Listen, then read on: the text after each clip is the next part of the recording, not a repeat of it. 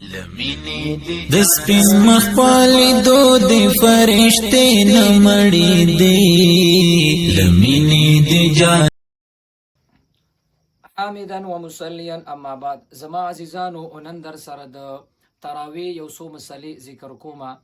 تاسو سره ما د رمضان هغه سلسله وار مسائل شروع کړي دي نو په خپل هم اوري او نور مسلمانانو باندې هم اوري دا شیر کوي هم نو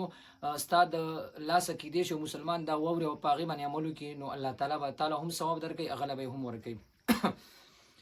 تراوی خو اصل کې محترم دا شل رکعات دی پاغي به ان شاء الله ز تاسو سره مستقل یو بل ویډیو بیا جوړوم پاغي باندې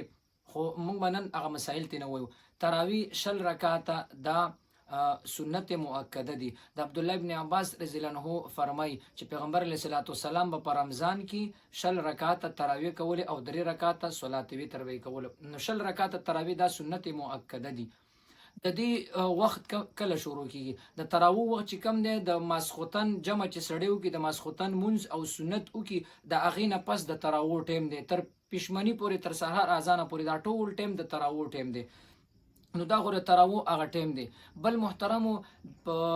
تراوی کې یو ځل قران مجید ختمول او هغه اوریدل دا سنت ځان له مستقل سنت ته ځکه صحابه به دغه رنګ معمول نو تراوی شروع شوی دی په جمعتونو کې نو خامخا یو ختم به کېونی سي ځکه د تراوی ثواب جدا او د یو ځل ختم اوریدلو ثواب هغه جدا دی یو ځل پکې قران مجید ختمول دا سنت دی بل محترم دا خبره چې تراوی دو رکعات دي که سلور رکعات نو محترم ټولو فقهاو دا لیکلي دي چې بهتره دار چې دو رکعات وشي سلور رکعات که چا وکړل نو هغه هم تراوی د بجایز شي خو په دې کې ثواب کم دی په دې دو رکعاتو کې ثواب زیات دی هغه کسړې دغه 2 رکعات کې که خزوي د سړیو خزو ټولو لپاره د 2 رکعاتو تراوی هغه ثواب علما او فقهاو ډیر زیات لیکل دي بل محترم یو بل مشهوره مسله دا ده اکثر خلک په دې کې خطاوزي چې سبا یو سړی روزه نه نیسي نو هغه د بیګا تراوی هغه نه کوي وایي ځکه چې سبا روزه نه نیسم یا ماته ډاکټر ویلي دي نو زه به بیګا تراوی نه کوم نه محترم تراوی دا د شپې جدا عبادت ته او سبا روزه نیول هغه د ورځې عبادت ته د شپې عبادت جدا دی د ورځې جدا دی نو د ورځې عبادت خو ته نشي کولای چې هغه روزه نیول هغه خو نشي نو د شپې د تراوی چې دا خو وکنه ځکه د شپې تراوی محترم دا پر خوستل پکار نه دي که سبا روزه نیسی کنه روزه نه نیسی نو تراوی مستقل سنت ته دا پکار دی محترم چې دا یو سړی وکي بل تاسو ته ویلي بعضی خلک چې کله راشي یا د چانه او 2 رکعات تراوی تلی وي نو هغه بیا مشوش وي چې زه د تراوی د صلات وتر نه مخکې حکم کورسته حکم نو محترم ما درته ویلي د تراوی وخت چې کم دی هغه د ماسختن مون نه واخله تر هغه سحر اذان پورې دی نو ته چې راغلی ستانه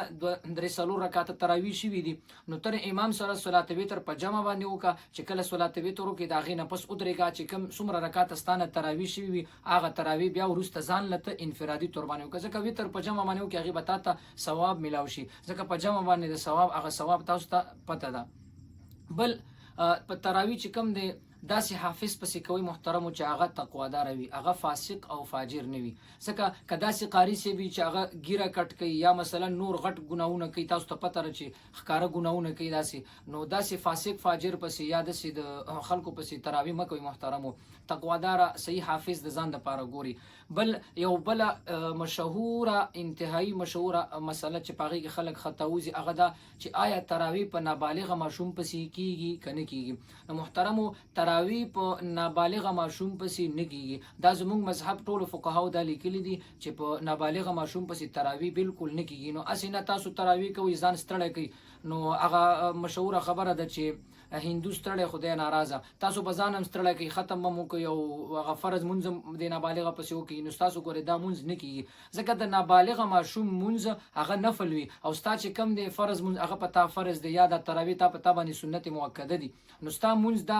اوچت دی قوي دی د ماشوم د منځ نه نو هغه ضعیف دی نو ضعیف سیس قوي سیس دا نشي اوچتول نو دی وجنه ماشوم پسې تراوی کول محترم دا پکار نه دي او نور پسې کیږي اکثر کورونو کې دا شی شروع وي نو د دینه به ځان خبر کی او نور ملګری هم د دینه شریک کی نو دا مې دا تراوی متعلق تاسو سره خبري شریک کړل نو په خپل مو نور ملګرو سره هم دا شریک کی نو الله تعالی